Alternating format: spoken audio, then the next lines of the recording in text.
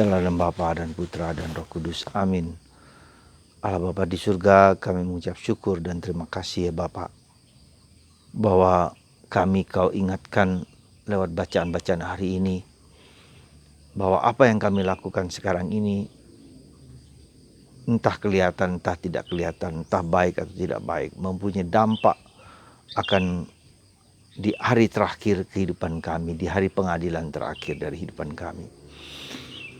Semoga kami menyadari itu, bahwa kami harus berbuat sebanyak mungkin kebaikan bagi kehidupanku, kehidupan orang lain, dan kehidupan bersama. Curahkanlah rahmat kesadaran ini supaya semakin tumbuh keinginan untuk menimba, mengumpulkan keutamaan dan kebajikan-kebajikan demi Kristus Tuhan dan pengantara kami. Amin. Para saudaraku yang terkasih dalam Kristus, kita diajak dalam bacaan hari ini bahwa ada hari terakhir. Dalam hari terakhir itu dunia dan langit yang baru ini kan dilepaskan, ya, akan dihancur leburkan. Caranya seperti apa, bentuknya seperti apa, ya mungkin mengerikan, mungkin tak terlukiskan oleh bayangan dan pikiran hati manusia, ya. Tapi itu akan terjadi. Itu akan terjadi sebagaimana yang dinyatakan sendiri oleh Yesus bahwa akan ada hari terakhir di mana segala sesuatu akan dilenyapkan. Tetapi sabda Allah tak akan dilenyapkan. Saudaraku yang terkasih dalam Kristus, kita percaya atau tidak percaya, ya silahkan. Tetapi itu adalah suatu nubuat, suatu kenyataan, suatu realita yang terjadi. Alfa dan Omega, awal dan akhir. Ada awal, pasti juga ada akhir. Nah, apa yang terjadi kemudian? Disitulah pengadilan terakhir berdasarkan perbuatan-perbuatan kita di dunia ini. Sebegitu banyak orang di dunia ini yang tercatat namanya dalam buku kehidupan. Ya, ketika ada buku kehidupan di situ, nama kita tercatat dengan segala perbuatan kita baik atau buruk, dan Tuhan mengadilinya. Saudaraku yang terkasih dalam Kristus, saya kira uraian ungkapan dari Santo Yohanes dalam kitab Wahyu ini pasti banyak orang tidak begitu saja percaya, atau ya udahlah terserah mau diapakan yang terjadi. Orang menjadi cuek aja, nggak usah dipikirkan. Tapi kita harus sadar bahwa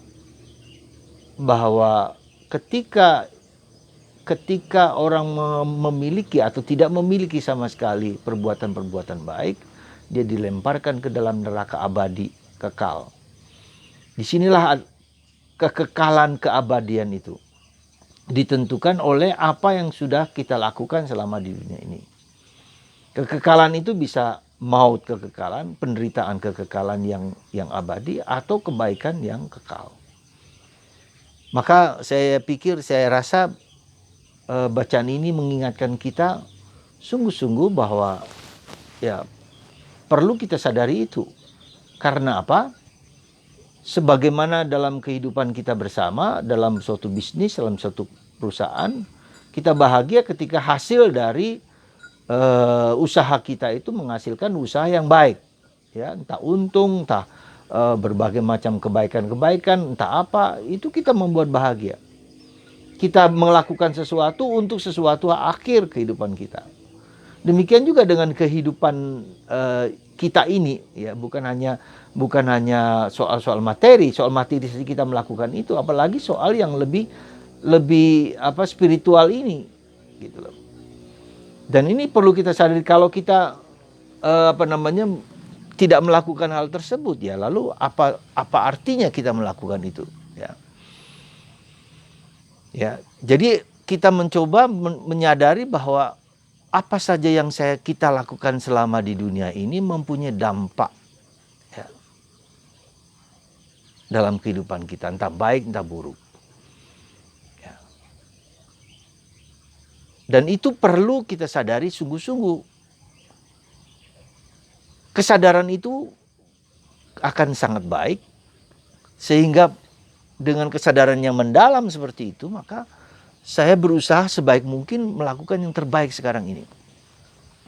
Misalnya suatu perusahaan melihat bahwa hasilnya buruk, ya, maka dia akan berusaha sebaik mungkin memperbaiki apa yang sekarang ini terjadi.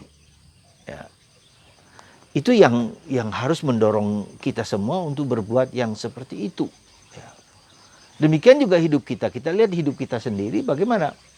Adakah kebaikan, adakah keutamaan, adakah kegembiraan, adakah sukacita, adakah kedamaian yang kekal. Ya. Kalau ada kita tingkatkan, kalau tidak ada ya kita coba cari bagaimana, apa akarnya dan apa sebabnya. Dan bagaimana kita memperbaiki yang kurang baik itu dalam hidup kita. Itulah tanggung jawab kita sebagai orang, sebagai pribadi yang diberi tanggung jawab, diberi harapan dari Tuhan, diberi rahmat supaya kita memperbaiki apa yang kurang baik. Nah, itulah yang dikatakan oleh Yesus bahwa kita harus peka, ya, akan tanda-tanda zaman. Tanda-tanda zaman itu bukan hanya situasi di luar kita, gunung api meletus, peristiwa kosmis terjadi di mana-mana, itu benar. Atau pandemi seperti ini, betul, itu aspek dari luar gitu loh. Aspek dari luar itu bisa mengubah orang, tapi saya yakin tidak terlalu banyak tidak terlalu banyak efeknya. Kenapa saya katakan demikian?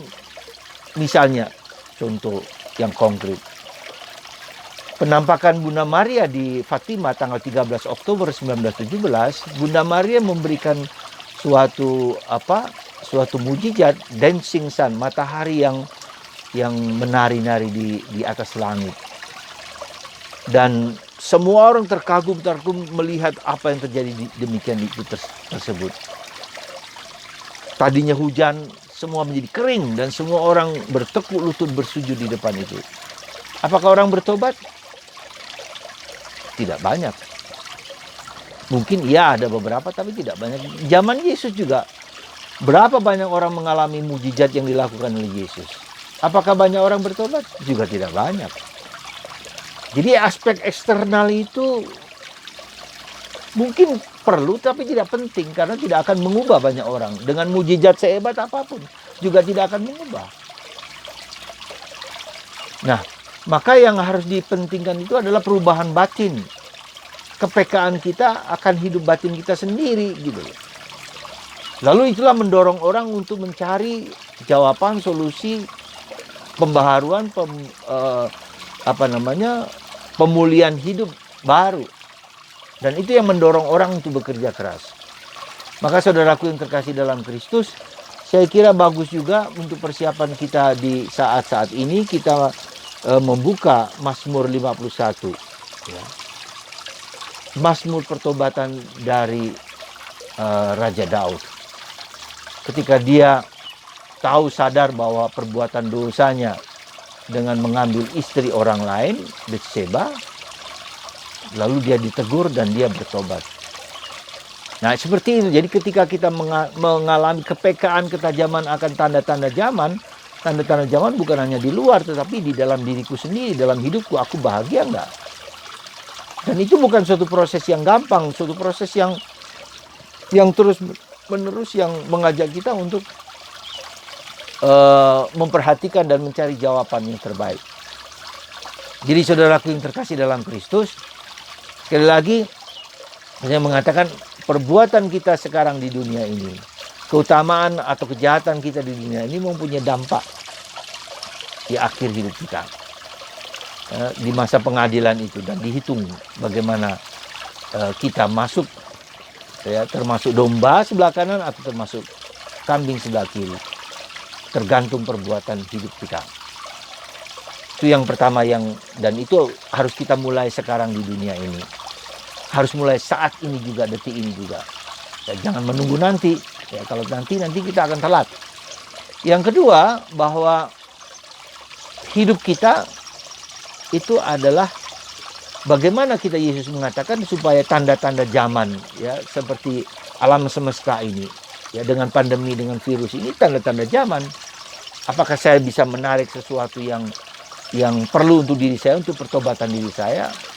Tanda-tanda dari luar itu perlu tetapi tidak penting. Yang penting itu dari dalam. Sejauh mana saya merasa mengalami bahwa hidupku itu sudah memberikan makna, kebaikan, keutamaan-keutamaan bagi orang di sekitar saya atau tidak. Apakah kasih di dalam hidupku itu sungguh-sungguh, katakanlah, menjadi nyata. Dan itulah yang harus kita siapkan supaya nanti pada akhirnya kita diberi rahmat oleh Tuhan. Pada hari terakhir, dalam kekekalan dan keabadian. Sekali lagi, dalam kekekalan keabadian, kebaikan yang abadi atau kejahatan yang abadi.